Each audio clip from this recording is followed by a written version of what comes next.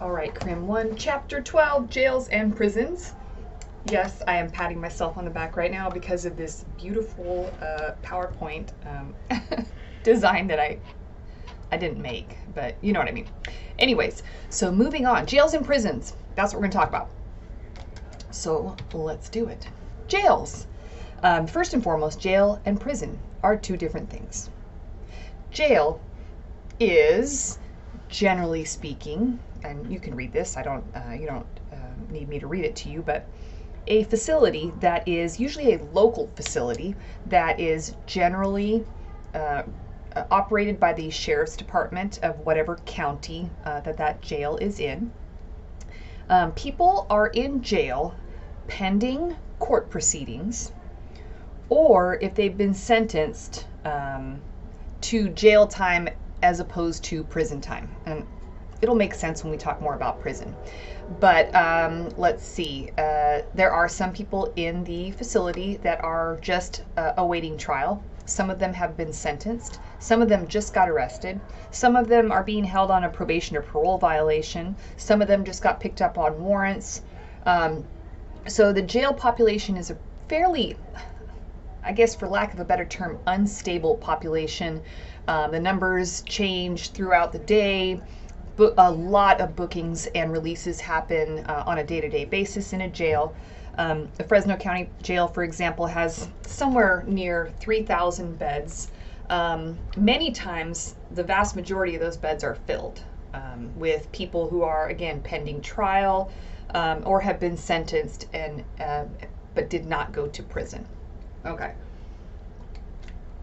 Sorry, I had to take a drink of water. Jails continued. They are plagued with overcrowding. Most jails are. The Fresno County Jail is a very large jail, very crowded. It is an overwhelming job working at the jail. And if you ever get a chance to go on a jail tour, I would strongly suggest that you do it so you can see kind of what exactly it's like. Resources there, certainly for mental health issues, are bare minimum. And it's not just the Fresno County Jail. That's the way jails aren't designed to house people for long periods of time. They're designed to hold people who are maybe going to be sentenced for a misdemeanor or people who are pending trial. Okay, so it is a crisis-only type of situation for mental health issues in most jail type of facilities. And you'll see here 15% of males and 31% of females in jail have serious mental health issues. That's just not your low-level mental health issue. So it's pretty insane. In 2016, this is a breakdown of race and ethnicity, 48% white. This is throughout the United States. 34% black, 15% Latino, and 3% other. Might be surprising, but if you consider the Fresno County Jail is probably going to have a different makeup of races and ethnicities. Prison. Prison is a place for sentenced felons only. Okay? Sentenced felons only. The only way you can make it to prison is if you have been convicted of a felony. And that was part of the sentence by the judge. Of course, prison costs are soaring. We are aware of that because California has been desperately trying to reduce prison populations. And they've done a pretty good job. Our prison population is much lower than it was. The U.S. has 5% of the world population, but 25% of the world's prisoners. That is an interesting fact. And then there is racial disparity. Of course, it would be wonderful if I could tell you that racial disparity is not an issue in our prisons or jails. But that would be a naive and really untrue statement. There are more, generally speaking, more African American people in custody than their representation in the community, which is kind of hard to, I don't know if I'm explaining that well. Let's say the population of the United States as a whole is 35% African American. I just made that number up. I don't know what it is. But if you look at jails and prisons, generally speaking, you're going to have about 40 or 50% African Americans. So it does not match up with the community at large. There are a lot of different types of prisons: minimum, medium, maximum, and supermax. They obviously, if it is a minimum security prison, you're going to have lower risk offenders. A lot of those will actually be in like a dorm type setting, bunk beds, things like that, out in the middle of a dorm. Medium security is a little bit higher. They probably have their movement restricted a little bit more, but the higher the level of security in the prison, the less movement each offender has. So supermax prisons, the inmates are going to be in their cells most of the time. Maximum security, probably a lot more time in their cells, as opposed to medium and minimum. Does the design of the prison have any impact on its safety? Absolutely, yes, yes, and yes. If you can think of a long hallway, kind of the old school way prisons used to be built, like in a long hallway, and along the sides of the hallway there are cells, and it's just one deep long hallway, and a correctional officer is at one end of that hallway to supervise all the people in that hallway. Can he see what's going on at the end of the hallway? Maybe 10 cells down? No. So safety and the design of the prison definitely has an impact on how safe it can be. It is. So classification. This is when jail or prison officials evaluate offenders to see where the safest place is to place that offender within the facility. So let's say you have a bulldog gang member. Would the classification officers put him into a pod with a bunch of sureños? No, because the bulldog is going to get killed. And vice versa. So it's not just gang stuff. They consider the nature of the offense. You think transgender population. It's another population that needs to be protected in the prisons. So these are things that the classification officers need to consider, along with mental health issues and pretty much you name it. They're going to get as much information as they can about every inmate and decide which pod is safest for them. Correctional staff, correctional officers, of course, are the ones that are responsible for the security of the facility. It is a very difficult job for a couple reasons. Number one, because of the, I guess, inherent danger in the job. But number two, you're working inside a correctional facility with people who are locked up potentially for the rest of their lives. These are a lot of really unhappy people that the correctional officers are around for a significant period of time. Now they make good money and they have good benefits and things like that. So it's kind of you gotta just, is it worth it? Is kind of a question that many people ask. The Zimbardo Stanford prison experiment. This is an experiment where a professor at Stanford broke his class up into two groups. One half of the group was they were to act as if they were inmates, and the other half of the group were to act as if they were correctional officers. And this experiment went bad so quickly. The in air quotes correctional officer group became abusive and mean to the inmates. Then the inmates became very submissive, and it was a crazy experiment that, like I said, had to be stopped early for the safety of the students who were acting as prisoners and correctional officers. So that whole environment in a correctional facility can be very daunting. And professionalism. Some people used to call them prison guards. That is, they like to be considered more professional than that. They're called correctional officers. There's a lot of standards, training, background, all that kind of stuff. All the same background and hiring process as a person, as a police officer. So, and again, some of these, well, not again, I don't think I've said this before, but some officers are armed, but not inside the facility.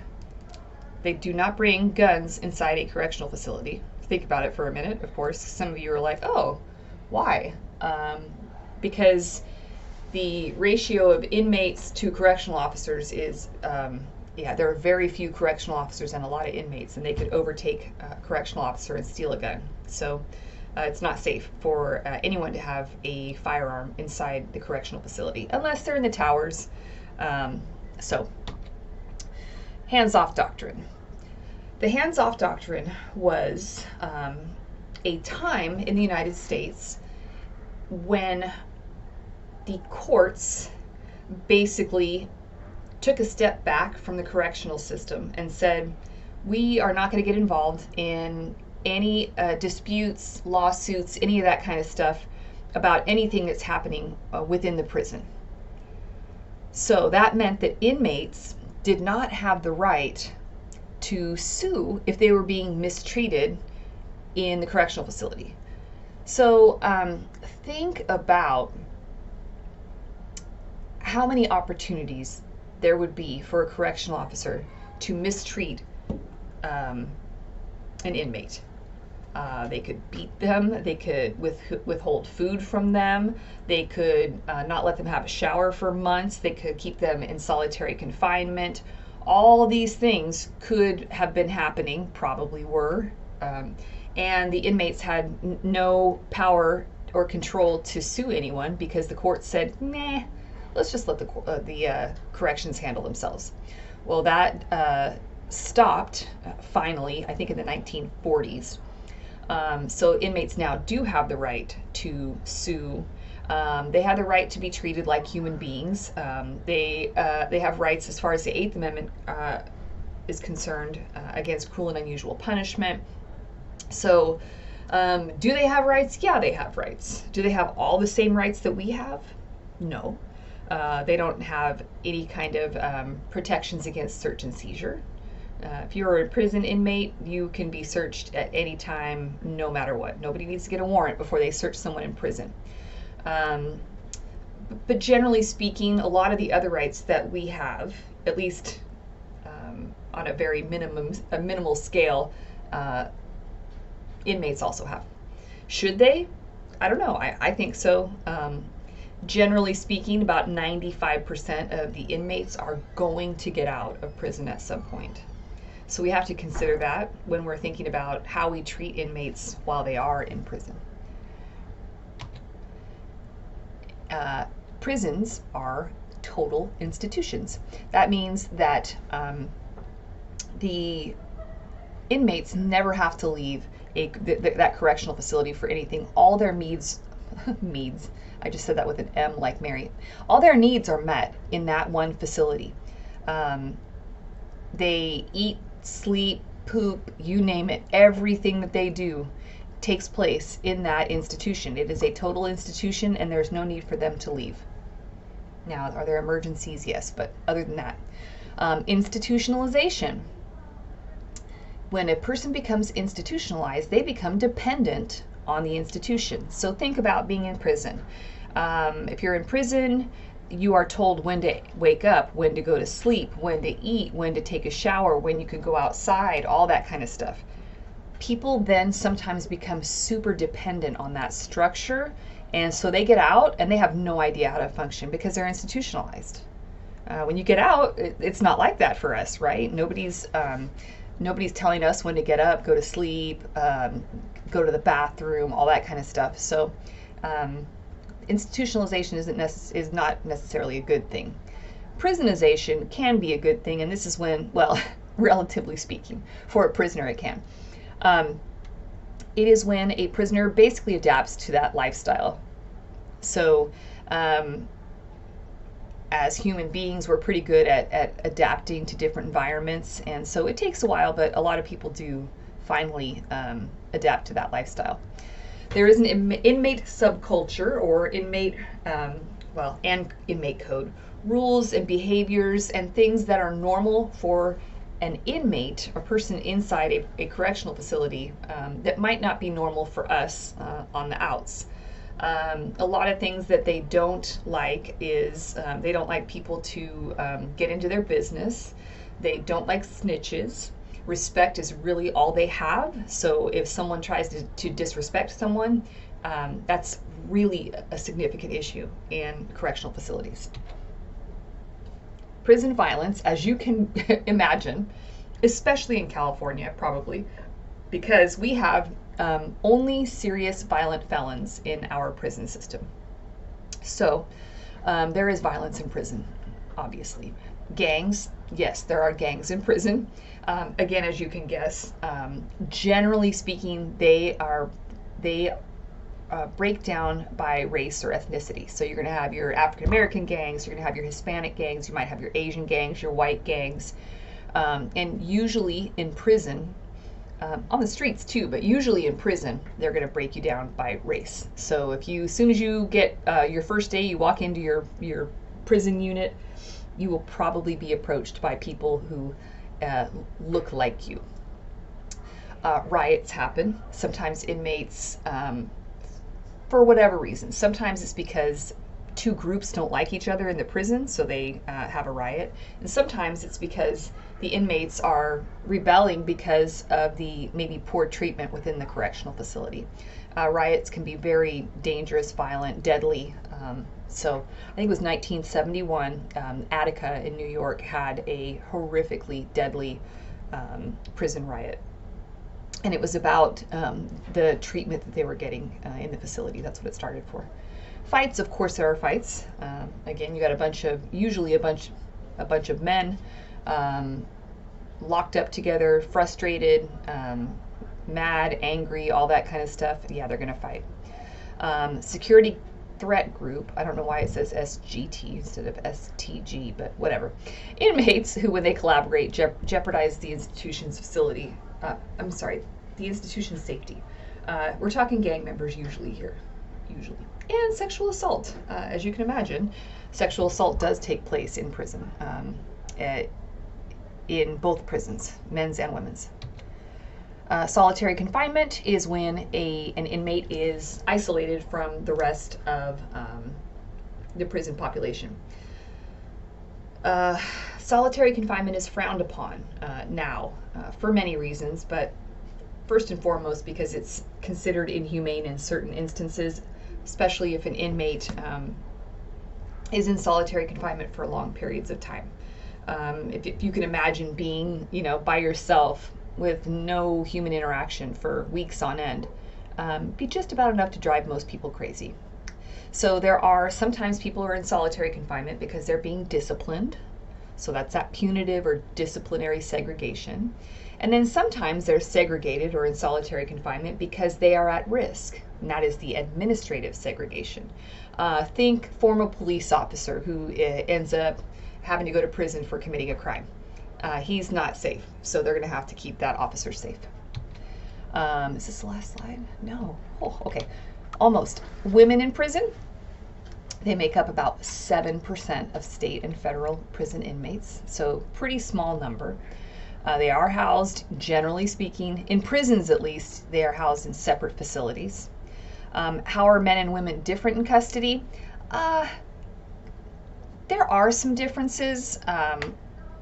Drug addiction is probably more prevalent in women's facilities. Not that men are not addicted to drugs as well, so this is not only parenting is a real problem. A lot of women who end up in prison are mothers, and they are not only missing out on the child's life, but the child is missing out on having a mother. So they do a lot of parenting courses. A lot of women in custody specifically, more so than men, have mental health issues. Some of them have never worked or don't have a high school diploma, so they really need those services as well. Many women who end up in custody have a history of abuse. They have suffered from trauma in the past, and that is one of the things that led to their criminal behavior. And then we have PREA, Prison Rape Elimination Act. This is my husband. I know he should have nothing to do with that, but my husband sells machines that have these very large knives on them for dicing up food, generally, usually food. And he sold one to one of the California state prisons, and he had to go in to the prison to show the operators how to use the machine. And he got a document. It was a PREA form, and it basically indicated that he understood that going into that facility, either he could be raped, or the women or the inmates could be raped. And he had to basically sign something saying, "I understand that that rape is a possibility, and I'm not going to rape anybody." It was kind of crazy, but so many women specifically were being raped in prison by correctional officers and other people who worked there that it was necessary to finally come up with this PREA, Prison Rape Elimination Act. There's not a lot of consequences that are attached to PREA, but it's a starting point. And then you think about who is in prison. My goodness, there's just about every different kind of person you can imagine in prison. Old, young, heavy, light, healthy, sick, mentally ill, handicapped, born in other countries, sex offenders, and transgender inmates. I'm going to back up real quick to that sex offender one where it says civil commitment. There is an option for sexually violent predators to be held in custody longer than their sentence allows for if they are deemed sexually violent predators. And that is, it is a civil commitment where they're, oh great, did I turn my phone off? No, of course not. Why would I do that? Anyways,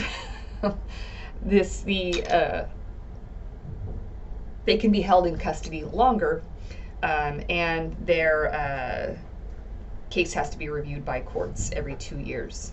So think about your horrific sex offender who is in custody and is timing out, meaning they're going to be released soon. And you know that he's going to go out and rape somebody else. That is the kind of person who would usually be deemed a sexually violent predator and potentially be civilly committed. And I think that's it.